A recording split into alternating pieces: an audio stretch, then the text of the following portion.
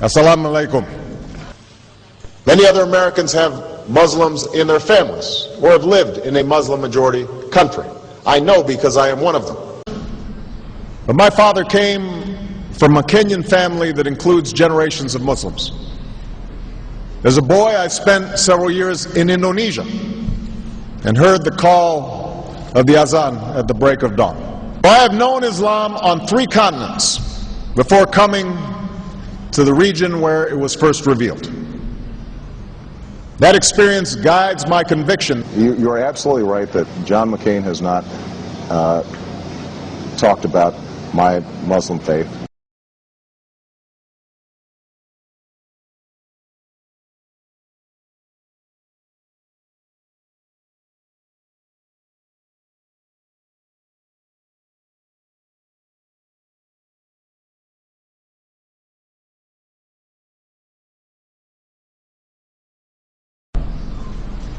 As the Holy Quran tells us, the Holy Quran teaches that, the Holy Quran tells us, and the Holy Quran also says,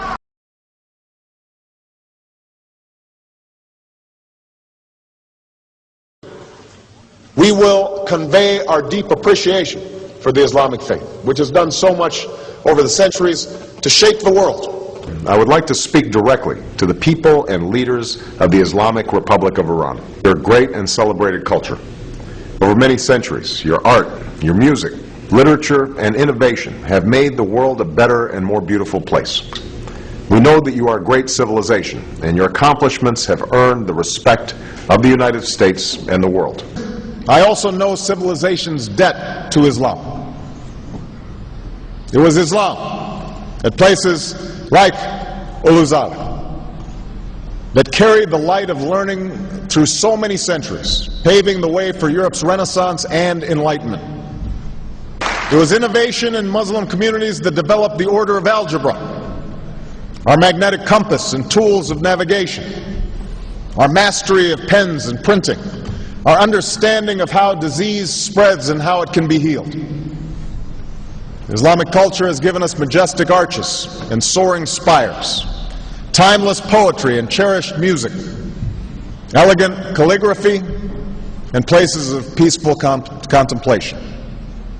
They have fought in our wars, they have served in our government, they have stood for civil rights, they have started businesses, they have taught at our universities, they've excelled in our sports arenas, they've won Nobel Prizes, built our tallest building, and lit the Olympic torch. And when the first Muslim American was recently elected to Congress, he took the oath to defend our Constitution using the same Holy Quran. In ancient times and in our times, Muslim communities have been at the forefront of innovation and education.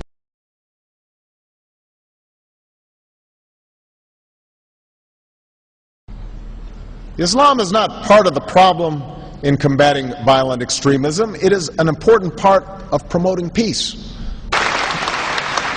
The enduring faith of over 1 billion people is so much bigger than the narrow hatred of a few. In the United States, rules on charitable giving have made it harder for Muslims to fulfill their religious obligation. That's why I'm committed to working with American Muslims to ensure that they can fulfill zakat. It is important for Western countries to avoid impeding Muslim citizens from practicing religion as they see fit. And I consider it part of my responsibility as President of the United States to fight against negative stereotypes of Islam wherever they appear.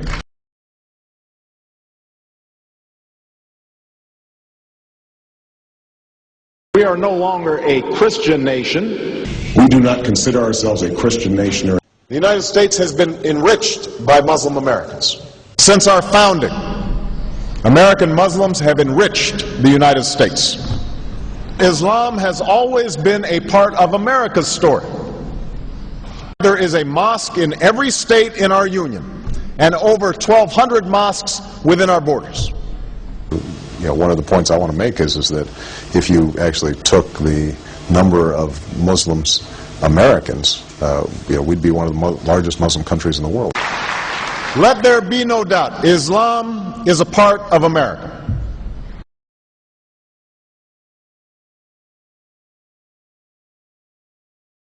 he did bow to the Muslim king, while he did not do it to the British Queen of England. And by bowing, he showed the world that I am subservient. I do bow down to you as a Muslim king, something no other president has done with Saudi Arabia. The Saudi king is his peer. He is not his subordinate in order to bow for him, and this is exactly what Obama did. Usually it is out of respect that someone would nod his head when bowing to royalty, and the ladies will give curtsy. But Obama went beyond what is required as a head of state and bowed to the Saudi king, and that's unacceptable. It sent the wrong symbol. When you say it sends the wrong signal, what signal do you think it sends? It sent a message that Islam is superior to any other master or king or president in the world, that an American president bowed to a Muslim king. It also sent a message that terrorism and jihadism is giving Islam the respect it should have on the world stage, to the point that it made an American president, for the first time in history, bow to a Muslim king.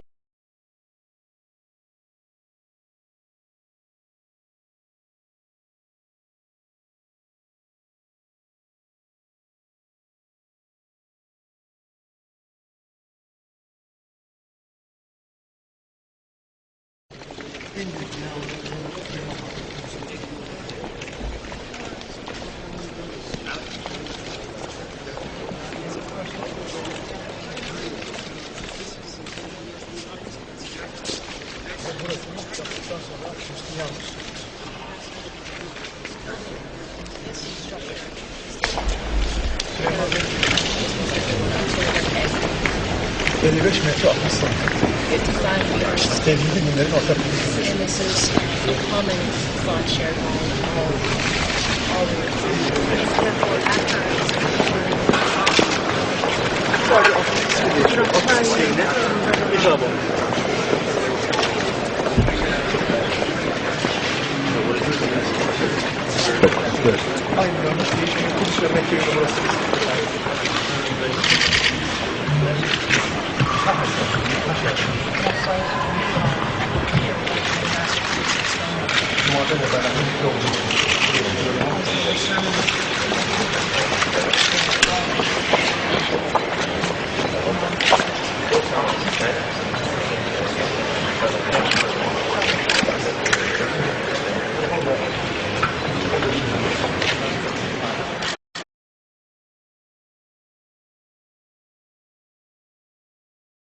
Presidential candidate Barack Obama is trying to change political fashion. He gave a speech in Iowa City today, and he wasn't wearing an American flag pin.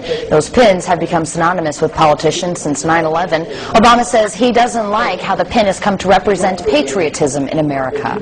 I won't wear that pin on my chest. It's a little weird, Alan, that in the middle of the campaign the guy takes off the American flag that most people wear because they're proud of their country. Let me speak as clearly and as plainly as I can. America is not and never will be at war with Islam.